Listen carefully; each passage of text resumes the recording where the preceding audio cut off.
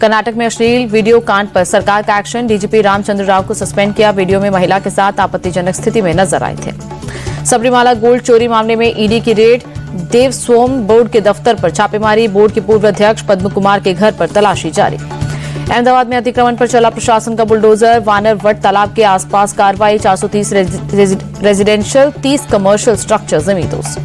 Noida engineer मौत मामले में सीएम योगी का एक्शन, जांच के लिए 3 सदस्यीय एसआईटी का गठन, 5 दिन में रिपोर्ट पेश करने का निर्देश। इंजीनियर मौत मामले में ताबड़तोड़ एक्शन, प्राधिकरण के सीईओ लोकेश एम को हटाया, नोएडा मेट्रो के एमडी भी सस्पेंड। दिल्ली में झंडेवाला मंदिर पहुंचे नितिन नवीन, पूजा अर्चना कर आशीर्वाद दिया। दिल्ली बीजेपी अध्यक्ष वीरेंद्र सचदेवा भी मौजूद रहे। राहुल गांधी की कोची में यूडीएफ महापंचायत, कहा महान देश खामोशी में नहीं बनते, बीजेपी ने बोलने की आजादी छीनी।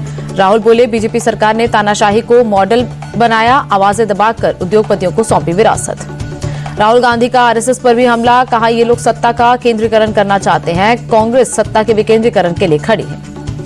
यूपी सरकार के मंत्री ओम प्रकाश राजभर ने बनाई राष्ट्रीय सुहेल देव सेना, प्रशिक्षण कार्यक्रम के दौरान 2.5 फीट का पीला डंडा बांटकर बताया बिना लाइसेंस का हथियार।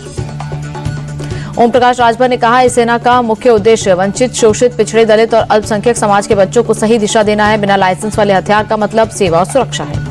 फोन टैपिंग मामले में पूर्व मंत्री टी हरीश राव को एसआईटी का नोटिस, हैदराबाद के जुबली हिल्स पुलिस स्टेशन में पूछताछ के लिए बुलाया। केसीआर सरकार के दौरान सामने आया था जासूसी का मामला। भारत और यूएई के बीच लेटर ऑफ इंटेंट पर हस्ताक्षर, यूएई के प्रेसिडेंट ने इन्वेस्टमेंट बढ़ाने का भरोसा दिया।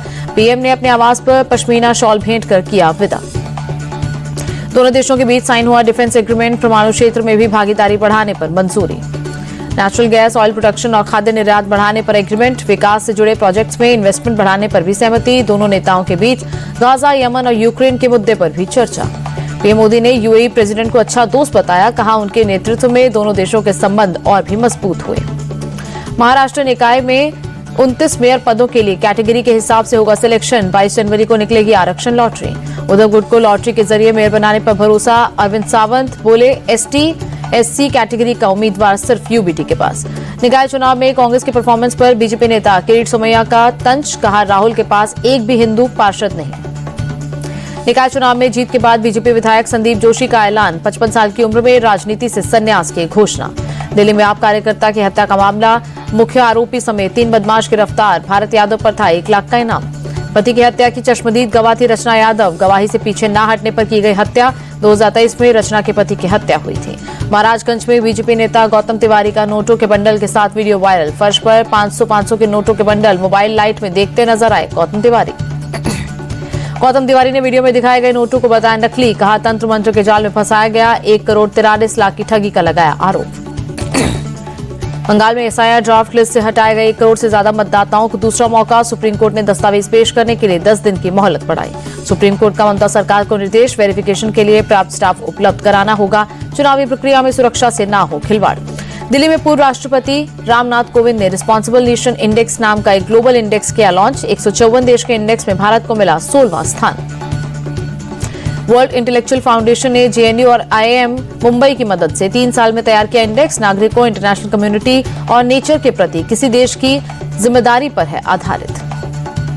वर्ल्ड इंटेलेक्चुअल फाउंडेशन के सचिव सुधांशु मित्तल ने कहा इस इंडेक्स का मकसद एक वैश्विक चर्चा की शुरुआत करना, जिससे पता लगेगा कि कौन सा देश कितनी जिम्मेदारी से काम करता है। बुलंदशहर में हाईवे पर दर्दनाक सड़क हादसा, तेज रफ्तार कार बेकाबू होकर डिवाइडर से टकराई, सामने से आ रहे ट्रक ने रौंदा, 3 लोगों की मौत।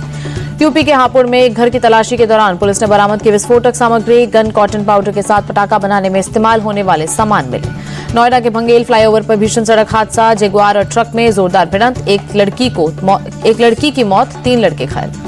तमिलनाडु के कल्लाकुरिची में नदी महोत्सव के दौरान हीलियम सिलेंडर फटने से एक शख्स की मौत, हादसे में करीब 18 लोग घायल। राजस्थान के अजमेर शरीफ में बैंक की छत काटकर भीतर घुसे चोर, 2 लॉकर तोड़कर लाखों के गहने और कैश लेकर फरार। ओडिशा के मयूरभंज में नई बनी सड़क की गुणवत्ता पर उठे सवाल, नाराज लोगों ने किया विरोध प्रदर्शन। दिल्ली में शीतलहर के साथ छाई धुंध की परत, अक्षरधाम इलाके में AQI 437 पहुंचा, विजिबिलिटी बेहद कम। मुंबई के कई इलाकों में छाई धुंध की मोटी परत, बांद्रा रिक्लेमेशन में विजिबिलिटी कम, सुबह के समय धुंधली नजर आई इमारतें। भारतीय शटलर साइना नेहवाल ने बैडमिंटन से लिया संन्यास, 35 साल की उम्र में किया रिटायरमेंट का ऐलान, कहा अब बस बहुत हो गया। ओलंपिक मेडल विजेता साइना नेहवाल को घुटने की समस्या, 2 साल से पहले खेला था अपना आखिरी मैच। नोवाक जोकोविच की ऑस्ट्रेलियन ओपनर में 100वीं जीत, मार्टिनेज को 6-3, 6-2, 6-2 से हराया। विमेंस प्रीमियर लीग में आज दिल्ली कैपिटल्स और मुंबई इंडियंस के बीच टक्कर। मुंबई दूसरे नंबर पर काबिज है। दिल्ली की टीम 4 मैचों में 1 जीत के साथ आखिरी पायदान पर।